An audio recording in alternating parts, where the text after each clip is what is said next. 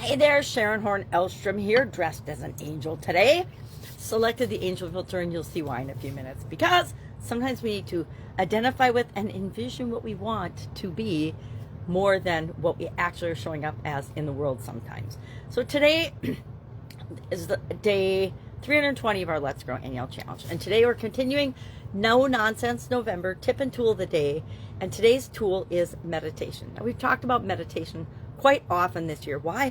Because it's such an incredibly powerful tool. It's free to do, and anybody can do it. All you have to do is sit quietly somewhere, breathe, focus on your breathing in the present moment. Any way you choose to meditate is that feels right to you is the right way to meditate. For a lot of years early on, I always told myself I wasn't a meditator. I didn't have time. I didn't have the concentration or the focus for it, which is funny because meditating actually improves our clarity, our focus, our concentration, our decision making, reduces our anxiety and stress. It helps us physically, mentally, and emotionally and spiritually in so many ways that we don't experience if we don't actually do the thing, meaning meditate. So our action item today, right up front, I'm going to tell you, is to meditate at least once today. If you've never meditated, that's fine. It doesn't matter. Just do it. And there's no time limit. You don't have to do it for 5 minutes or 10 minutes or 20 minutes or 30 minutes or 15 minutes. You do it for however long feels right for you. If you've never meditated, if you can keep it together for 1 minute, you're doing awesome when you first start out.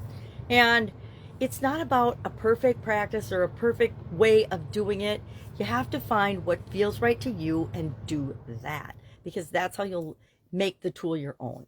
So it was recommended that we use the, let me grab the Meditation Insight Timer app, Insight Timer Meditation app. It's an app you can put on your phone, and it's got I think 30 million users or something. So obviously it's very popular. It's got 100,000 different meditations on it, 17,000 different teachers and different voices. Now, I'm going to share my thoughts on that because it might be different than yours, or it might be the same. Does not matter. Again, we always have to find what's right for us. I looked into the app, downloaded it yesterday, took a little look at it because I already have an app called Believe that I absolutely love. It's one teacher, 1,000 plus meditations and hypnosis and affirmations. I like it because it has all three in different areas and aspects, but it isn't 17,000 different people and 100,000 different topics and teachers and things that I need to search through. To me, that is overwhelming. It might not be for you because you can go in and search different things, but to me, it's overwhelming. When I look down even the Believe app and there's 40 different hypnosises for a topic that I'm interested in, I have to pick one of those, right? And that's fine.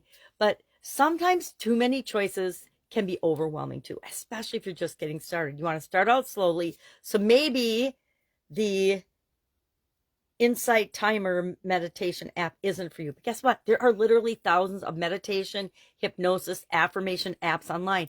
Pick the one that feels right for you. Test it out for a few days. See if it works. That's what I did with Hip Talk from Victoria Gallagher. And then when she created the Believe app, I signed up day one.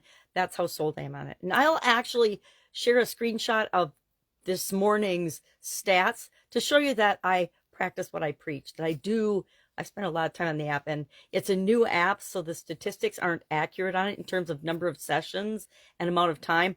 I would think I probably spent double the time that shows up in the app stats actually on the app, consuming the app, and not necessarily on a conscious level. I actually have found that subconsciously, while I'm going about my day, and I found this out way before I found the Believe app, if I played meditations and affirmations and subliminal different types of beats and things in the background in my home and in my workplace, just throughout the day, it had a profound positive effect on me. It helped me to be calm, more rational, because you know what? Sometimes I'm not always the calmest angelic soul. That's why I have my granddaughter's Little Spot of Anger book with me. It's to remind me that tap, tap, tap, and tap once more. I decided today I'm going to start practicing it before I respond on social media, just until some of this election stuff blows over. Tap, tap, tap, and tap once more. Do I still want to respond? Probably not. It's easier to just scroll on by and let people think what they're going to think, because the crazy has not left the house or the country. So what we're going to do is we're going to meditate once today and then share how we feel. How does it make you feel? Now, I already meditated once today. So how did it make me feel? It made me feel energized and prepared for my day, because I've got a fun, exciting day ahead. So that's how it made me feel. Sometimes I meditate, and guess what? I find myself in my meditation feeling more anxious, and then I just stop. I stop meditating, take a deep breath, I calm myself, and then I go do something else, and then I come back to meditating or thinking or affirmations later, because I know that if I'm feeling anxious or stressed and I have tried to meditate for a few minutes and it doesn't dissipate, that trying to continue to go at it isn't going to necessarily work for me. Sometimes it does, sometimes it doesn't. If it doesn't, what do? We change our physiology. We change our what we're thinking about doing and focusing on. And sometimes all I have to do is go have a cup of coffee or brush my teeth or something, and then I can come back to what it is that I wanted to do.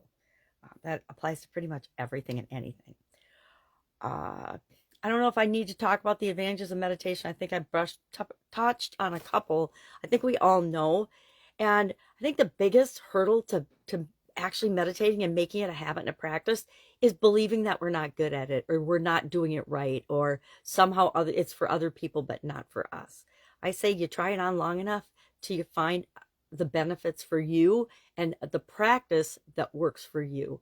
Again, I literally meditate several times a day, but to me, meditation might have a different definition than other people. Some people define it as I have to have 30 minutes in my meditation corner and no noise, no sound, no interruptions. Well, I don't know about you, but my life is not exactly in a position right now that I can take 30 minutes anytime during the day on a consistent basis, unless I get up at 3 o'clock in the morning. Of course, then I could, but otherwise not going to happen.